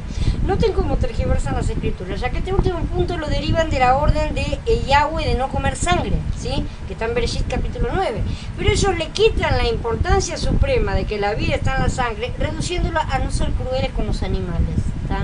Esa es la idea centralizada de esta ley no ágida. El pacto del arco iris y la entrega de los 7 preceptos fueron anteriores a la entrega de la Torá a Moshe por parte de Elohim. ¿Dónde está registrado esto? Por eso todos se guiaban bajo estos 7 preceptos básicos. Es verdad que Noé dio a sus hijos y a sus descendientes, él le dio leyes, ¿no es cierto? Sin embargo, no está registrado en ningún lugar. De manera que especificar cuáles son estas leyes, quisiera que me lo justificaran de alguna manera. Es necesario recordar que no existían los israelitas aún, no antes de Moshe sacarlos de Egipto. Los mismos patriarcas de Israel, Abraham, y Isaac y Jacob, se rigieron bajo estas sencillas normas, como se puede observar en Bereshit. El término no ágida indica la universalidad de estas enseñanzas, ya que la humanidad desciende de los 3 hijos de Noé que sobrevivieron al diluvio. Según el judaísmo, todo esto lo dicen ellos, según el judaísmo existen dos vías para agradar a Yahweh: por medio de los preceptos judíos o los 7 preceptos no ágidos. El primero es para la nación de Israel mediante 613 mitzvot o mandamientos, que incluyen también estos 7 preceptos de las naciones, y el segundo para los gentiles. De acuerdo a la tradición judía, el decálogo, más conocido como los 10 mandamientos, se aplica únicamente a los judíos. Al resto de la humanidad le corresponde observar las 7 leyes de Noah con sus respectivas derivaciones, ¿sí? Entonces, vamos a ver cuál es la penalidad por las transgresiones. El propósito primario de las 7 leyes universales es enseñar a los hijos de Noah acerca de la unicidad de Dios y, por tanto, les es permisible el estudio de aquellas partes de la Torá que corresponden a este conocimiento. Esto incluye los 24 libros de las escrituras hebreas y, del mismo modo, el estudio de cualquier parte de la Torá que conlleve un mayor conocimiento en lo concerniente al cumplimiento de los 7 mandamientos por parte del no ágida. Eso es permisible. Pero el estudio talmúdico o alágico de las materias que corresponden exclusivamente al servicio judío hacia Dios, o sea, el servicio hacia Dios de los judíos de hoy es talmúdico o alágico. ¿Está claro? No tiene nada que ver con la Torá. Ellos mismos lo están diciendo. Eso está prohibido, ¿sí? Ellos no quieren competencia. El no ágida que estudia porciones de la Torá, que no le corresponden, daña su alma. Si un no ágida está a la manera judía, esforzándose por aprender Torá o por guardar el Shabbat, ojo los que andan tratando de hacer esto, o si revela nuevos aspectos de la Torá, podría ser literalmente restringido o informado de que es merecedor de la pena capital, pero no se lo ejecutará. ¡Qué bondad! O sea, dicen que la acción tomada en su contra tiene por objeto simplemente disuadirlo de cometer actos prohibidos. Si la Corte está establecida en consonancia con las 7 leyes universales, decreta la pena de muerte a un noágida, porque esa es la pena capital, ¿sí?, por alguna transgresión o crimen, la ejecución es una expiación por la transgresión de esa persona, y consecuentemente quien transgrede y es castigado con la pena capital por la Corte puede merecer una porción en el mundo por venir. Además, el noágida debe reencarnar para estar en capacidad de expiar las acciones que en el pasado cometió. ¿Me pueden decir dónde en las escrituras se dice que hay que reencarnar y todas estas cosas? Y según ellos, vean bien, decapitar es un gran favor que se le hace a la persona porque se lo está purificando, por así decirlo. La observancia de las 7 leyes noágidas es un yugo de fe para con Dios, es decir, deben ser observadas exclusivamente porque Dios las ordenó. Si un hijo de Noah observa estas 7 leyes universales por otra razón que no sea cumplir con el deseo de Dios, dicho cumplimiento es inválido y por tanto no le corresponde recompensa divina alguna. Esto quiere decir que si un hijo de Noah dice, estas leyes se presentan como sensibles y benéficas, por tanto las observaré, sus acciones no concretan nada y no recibirá recompensa. Y te pueden cortar la cabeza también porque ellos piensan que no estás creyendo de verdad. Esto está en la Mishnah. Obsérvese que no alcanzará con una amable aceptación de la bondad de estas leyes para considerar que las mismas están siendo cumplidas, ¿sí? Pero por este mismo motivo justamente va a estar a una simple acusación contra la intención de una persona, ¿sí?, como si los seres humanos fueran capaces de leer la mente, ¿no es cierto?, como en Minority Report, para que ésta sea condenada y ejecutada. Cuando un hijo de Noah se embarca en el estudio de las 7 leyes universales, dicen que es capaz de alcanzar un nivel espiritual superior al de el sumo sacerdote de los judíos, quien es el único que tiene la santidad para entrar al lugar santísimo del templo de Jerusalén. ¿Será que si yo llego a eso me dejan entrar en el templo? Yo lo dudo mucho. Si un noágida desea aceptar la responsabilidad completa de la Torá y los 613 mandamientos, entonces debe optar por la conversión, ¿sí? No puede, siendo noágida, debe transformarse en un judío en todo aspecto de la vida. Aquel que opta por esa ruta se lo conoce como un Ger Tzedek, un prosélito justo, ¿sí? Este es un principio de conversión, ya. Ahí sí ya hay una conversión. Es un principio del judaísmo, sin embargo, no buscar conversos. Y todo individuo que solicite la conversión es generalmente desmotivado. Esto lo dicen ellos. En caso de que la persona persista en su deseo, deberá tomar consejo exclusivamente de un rabino ortodoxo, ¿no es cierto? Porque si la conversión es realizada fuera de los parámetros de la halajá, no será una conversión válida, ¿no es cierto? Así que tiene que estar bajo sus leyes. Yahshua fue enfático: pobre de ustedes, escribas y fariseos e hipócritas, porque recorren mar y tierra para hacer un solo prosélito, y cuando lo logran, lo hacen 2 veces más digno del crematorio que ustedes mismos. Y esto es lo que están haciendo muchos judíos hoy. Yo les pido que googleen en todas partes acerca de leyes noágidas. Entren en el Face, nada más. Busquen ahí en el Face arriba y pongan noágida y van a ver la cantidad de grupos que salen y la cantidad de cosas que les salen. En la próxima charla, porque ya vemos que esta se extendió un montón, ¿no es cierto? Yo les dejo porque realmente hay más material en el post escrito, ¿sí? Todo esto lo vamos a ver de cualquier manera en la próxima charla, que ya voy a mencionar directamente las cosas de los noágidas mismos. Todas estas cosas son muy importantes porque muchos están cayendo en estos engaños, en esta mentira, y cada vez son más los que están yéndose, que empezaron por buscar las raíces hebreas, se fueron hacia el judaísmo, ¿tá? Y los judíos los terminaron empujando al noahidismo. Entonces este es el gran peligro que se corre en la actualidad. En este momento, y habiendo terminado, voy a tratar de respirar un poco y leer la lluvia de preguntas que tengo acá de Javier, y ver si alguien más quiere hacer una pregunta, puede hacerla. Un segundo. Entonces, Javier, las actuales sectas del judaísmo y los judíos semitas monoteístas son unos religiosos hipócritas. No se puede generalizar en nada, Javier, ya lo he dicho. no todas las sectas del judaísmo, que no son sectas sino denominaciones, ¿tá? No me gusta la palabra secta utilizada indiscriminadamente, no son seguidores de todas estas cosas. El sionismo es la actual sinagoga de Satanás, en buena medida lo es, pero no en su totalidad. Dice Gaby, entonces, a diferencia de lo que nos enseñaron a muchos, el alma no es inmortal, asunto de otro, no tiene nada que ver, lo puse solamente como un ejemplo. Y sí, realmente el alma no es inmortal de acuerdo a las escrituras. El alma que peque, esa alma morirá, pero realmente es asunto de otro post. Bueno, solamente unos ejemplos para mostrar cómo la Mishnah puede ayudarnos a entender acerca de esas discusiones que tenían, ¿sí? Realmente puede llegar a explicarnos esas cosas porque nos muestra las cosas erróneas que tenían los fariseos y que Yahshua le discutía, ¿sí? Entonces por eso lo vamos a ver en otro momento.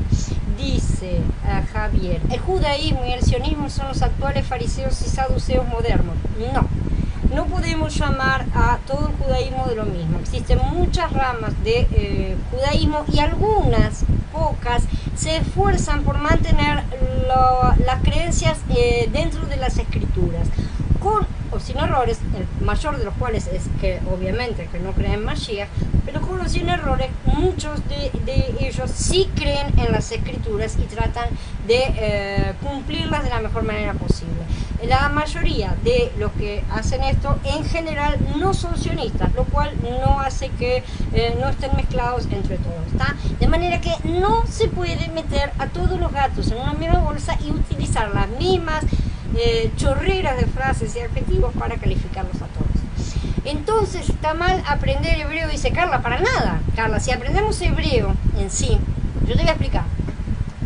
Si aprendemos hebreo vamos a aprender un poco más a entender acerca de las escrituras. Sin embargo, aprender hebreo hoy, si te vas a aprender hebreo, te van a enseñar hebreo moderno y no hebreo bíblico. De manera que no vas a estar aprendiendo el idioma en sí de las escrituras, ¿sí?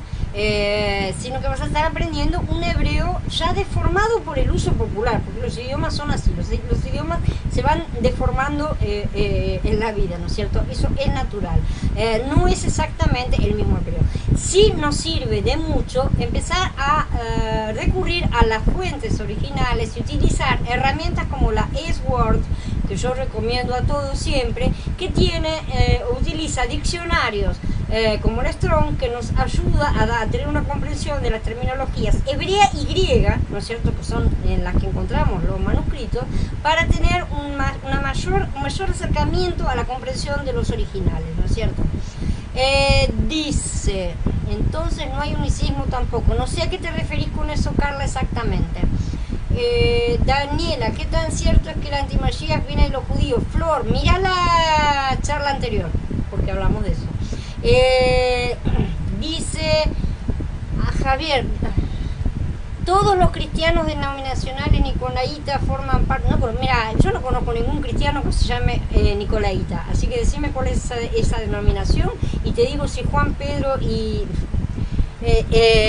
pertenecen a la sinagoga de Satanás. No pertenecen a la sinagoga de Satanás porque no son de sinagoga, ¿está? Entonces, como podemos ver, hay diferentes grupos en las escrituras. Sinagoga es sinagoga. ¿Qué más? A ver, déjame ver. La sinagoga, Satanás que finge ser judíos, son ateos, en realidad no, son edomitas. Específicamente son edomitas. Ese es el tema central. Por el tema de la Trinidad, ni unicismo ni trinitarianismo son verdaderos, ¿está?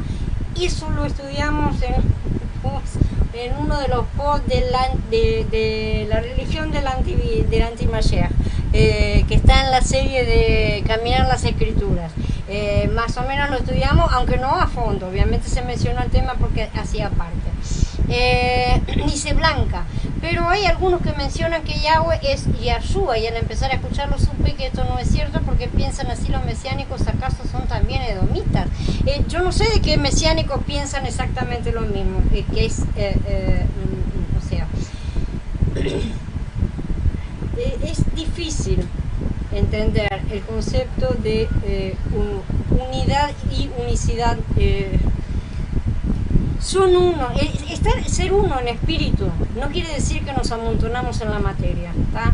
Y no quiere decir al mismo tiempo que el Padre sea el Hijo, ¿tá? El hecho de que el Hijo diga yo soy uno con el Padre quiere decir que son dos, para empezar, pero que son uno en todo, porque concuerdan en todo, porque tienen la misma esencia. El Hijo es la esencia del Padre, el Hijo fue engendrado por el Padre completamente, ¿tá? Pero el Hijo no es el Padre y el Padre no es el Hijo, ¿tá? Sin embargo, el Hijo sin el Padre no puede existir. ¿Se entiende? Ahora bien, el Padre sin el Hijo sí. Entonces ahí están todas esas cosas. Y al mismo tiempo no se los puede separar. ¿Por qué? Porque el Hijo es parte del Padre. Es complicado. En nuestro mundo material, claro que es complicado. No lo podemos pensar con esta mente. ¿Qué están tratando de analizar? Las cosas con la mente natural no se pueden analizar. Es con la mente del espíritu que tenemos que verlas. Pidámosle ayuda al Ruach para entender estas cosas cuando son así de complicadas. Realmente este tema es complicado y es para hacer un estudio completo en su momento, porque es más complicado. Pero yo no sé de lo que me mencionas acerca de los mesiánicos que dicen también esas cosas, no, realmente no sé acerca de eso. Ni arianismo ni docetismo, no. Yo he encontrado un señor que explicaba eso y que Elohim es el plural. Esto ya lo hemos visto, Carla, en la serie Caminar las Escrituras, y ya fue explicado exactamente a qué se refiere eso. Elohim es plural porque hay muchos hijos de Elohim, ¿tá? Y hijos de Yahweh. Todo esto está explicado en la serie Caminar las Escrituras. Es también un tema largo y complejo, ¿no es cierto? Pero nada que no se pueda comprender. Dice, yo creo en el Padre Celestial, en el Hijo de Dios, que son dos seres literales divinos. Exacto, eso está bien. Eso está correcto. ¿Alguien más tiene una pregunta? Realmente yo mencioné esas cosas como ejemplos de la Mishnah, ¿no? Para que entremos en debate acerca de esos temas. No los voy a mencionar más, ya que me hacen esto. Pero no quiero que se salgan del tema. El tema central, la importancia no es si el alma muere o no muere y todas esas cosas, sino lo terrible que están haciendo con la gente, haciéndola caer en el engaño de de convertirse en noágidas y demás cosas, ¿sí? Y de renegar de Yeshua. Esta es la parte central de todo esto y la parte más importante que nos corresponde a todos nosotros, porque somos atalayas de nuestros hermanos. Entonces, si no tienen más preguntas, damos por terminada la charla de hoy, que fue bastante larga. Les recomiendo a todos, por favor, que lean el post, porque yo estoy dejando material en el mismo, que no he terminado de leerlo todo. Y en el próximo vamos a terminar acerca de este tema porque tiene mucho más. Así que, bueno, entonces nos vemos mañana, los espero para seguir con la otra serie. Shalom a todos, hermanos, y nos vemos entonces mañana.